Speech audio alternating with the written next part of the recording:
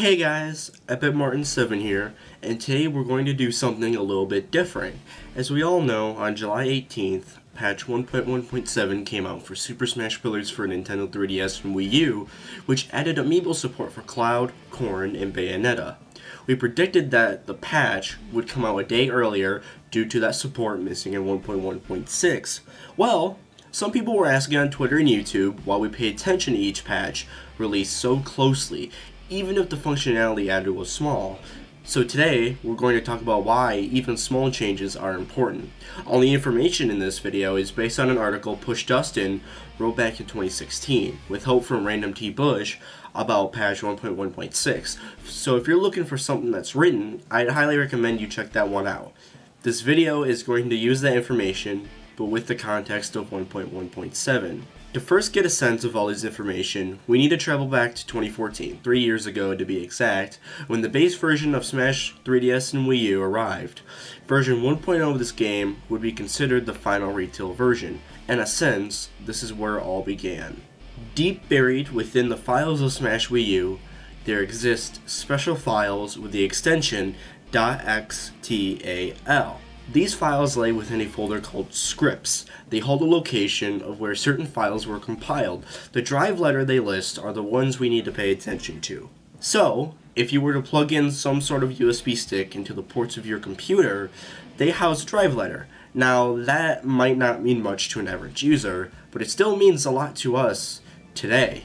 Now, it appears that stable versions of the game were housed on drive Y. However, when content was being added, the files were compiled from drive X. Think X as the X experimental drive for Smash, and the Y drive as the Y bother, it's finished drive. There's also a development technique called branching. Branching is where multiple people work on one file at the same time, and then all the changes are consolidated into one file. The reason it's called branching is because you can imagine branches off a tree. They all come from one source. But in the end, they are still part of the same tree. The compile path has been updated numerous times. Instead of reading out all of the changes, it's probably best to show you it. Now, these might seem confusing at first, judging we really have no context just by looking at the letters. However, the directories they point to give us a clue as to which drive does what. Within versions 1.0 to 1.0.7, the directory goes to the path you see on screen. Now again, those words might not mean much at first glance, but if you look at this carefully and know the inner workings of Smash for Wii U, you can easily break it down!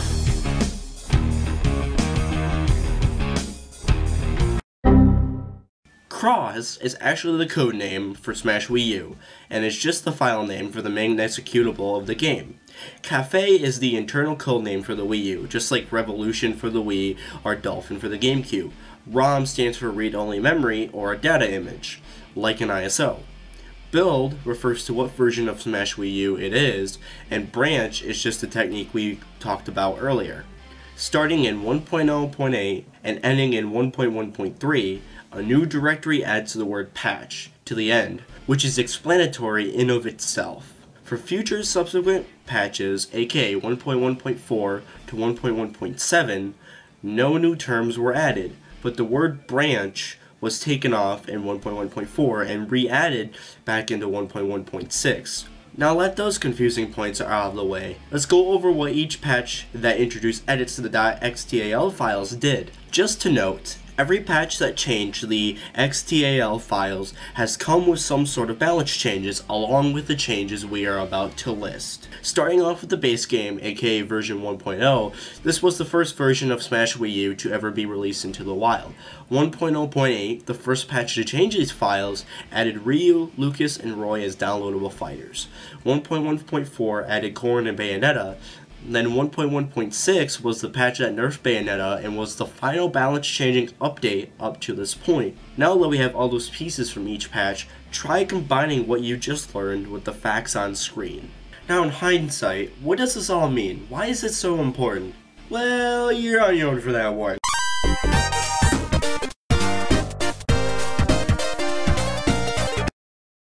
Basically, what this means is we are trying to come up with a better picture on what could have possibly happened during Smash Wii U's development. However, This does bring up several questions and inconsistencies. Why does the Mewtwo patch 1.0.6 still use the same compile directory as the base game? Why did the drive change back to Y in 1.1.4 and get rid of the branch in the directory? And finally, and arguably the most important, why did 1.1.6 change the drive back to X and add back in branch into the directory? With the 1.06 patch using the same compile path as the base game, you could likely make the conclusion that Mewtwo was starting development as the base game was finishing. Mainly because Mewtwo was announced within the Super Smash Bros. For Wii U 50 Facts Extravaganza, which was aired before the release of the game. Mewtwo was also listed as a character that was made as a thank you to the fans who bought both versions, according to Sakurai in volume 477 of his Famitsu column, which then changed to providing the option of him being paid DLC because of complications with families owning multiple copies of 3DS systems, etc. Going on to patch 1.1.4, the changes actually correlate with a Sakurai Famitsu column that appeared around the same time, and volume 499 of his Famitsu column, Exhaustion and Excitement, he states, the last two DLC fighters for Super Smash Bros. For 3DS and Wii U, Corrin and Bayonetta, are now available. At long last, development on Smash for 3DS/Wii U has ended. Considering 1.1.4 and 1.1.5 used the version of the compile pass that got rid of the branch text, one can assume that they were done using the data and that development was completely done. While this is a considerable answer, however, the next thing we're about to mention puts a wrench into the whole thing. Fast forward to May of 2016, and the Great Bayonetta nerf in the form of 1.1.6 drops. This is arguably the most interesting reason why we are paying attention to the XTAL files so closely. Not only were the XTAL files modified, but the branch was added back into the directory and the update changed drives back to X again. Now, as a disclaimer, the next part is going to be speculation heavy, so keep that in mind when the information we're going to talk about isn't 100% definitive. With all of this in mind, what this could basically mean is that the data is in use once more. To date, this is the only patch that hasn't been clarified via outside information as of this video. The only information we have to go by is Sakurai working on a new project right now around the same time the NES Mini came out. According to Sakurai, in an interview with Nintendo Dream in February of 2016, the interviewer asks him, "Since release, you've watched trends among online battles shift over time, and seen a number of tournaments take place. Looking back, how do you feel?" He then responds by saying, "I've checked the results from online matches, but I left all the finer details and researched the monitoring team, so I didn't really go out of my way to watch things that closely." Looking into it, it could possibly mean the people who are releasing these patches are indeed the balance test team. But the main drawback here is after the 1.1.6 patch, we haven't seen a patch that has balanced any part of the cast. The most recent patch, 1.1.7, only added amiibo data and nothing else. If there isn't going to be constant balance changes, or someone isn't constantly at the helm making subtle changes to the game, why keep the branching name in the directory and change it to a developmental drive? The recent patch came out more than a year after 1.1.6, which is a long time to keep using branching for just an amiibo patch.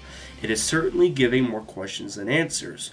There is one theory in particular that could explain all of this. Of course, take this all with a grain of salt, as it is not definitively confirmed and is only speculation. This theory does require some background knowledge, however. Back when the late great president of Nintendo, Satoru Iwata, announced a new Smash game would be coming to Wii U and 3DS at E3 2011, Sakurai was still working on Kid Icarus Uprising at the time. What a lot of people think is that the game started development when Sakurai was done.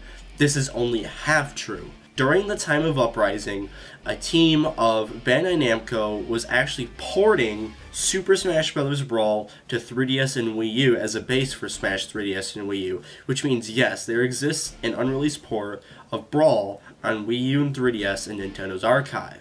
After Sakurai joined the project, that's when you could say the real development begun, as the project plan was finished shortly after. But why does all this matter? Well, that's because the same could technically be happening with Smash Wii U and 3DS. The only logical enough theory seems to be that the porting process has been happening for a while, judging by how long the new compile paths haven't been updated. And considering the porting process happened without Sakurai in the beginning of Smash 3DS and Wii U's development, the same thing could be happening here.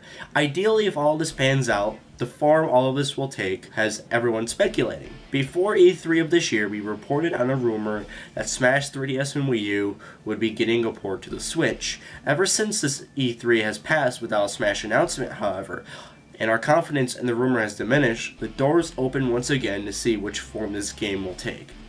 That's not what this video is about anyhow. It's about keeping you, the viewer, up to date on all the latest Smash news that has been available underground for a while. On the form this potential game will take is a matter of opinion. If you want to check out some potential ideas for the next game, then 10Jex and I got you covered in a discussion video we recently did. You can find that video in the description below or on the end card of this video. Suffice to say, all of this is just a matter of analyzing and coming up with conclusions based on the information at hand. This does not in any way mean everything is 100% definitive. Something else could completely crop up that renders a theory in here useless. That's why here at Source Gaming, keeping an open mind is such a detrimental part of our content and way of thinking. If you have any questions, or if you would like any clarifications on anything, please ask us in the comments below. I want to thank Push Justin, who severely helped me with the fact checking in this video. Also, on August 20th, we have a charity live stream coming up to celebrate our 3rd birthday. It will be aired on our Twitch channel, and we hope you guys check it out. Anyways, with all that out of the way, we want to thank you guys for watching. You can follow us on Twitter or Facebook. You can also donate to us on Patreon to receive exclusive perks and get more videos like these in the future.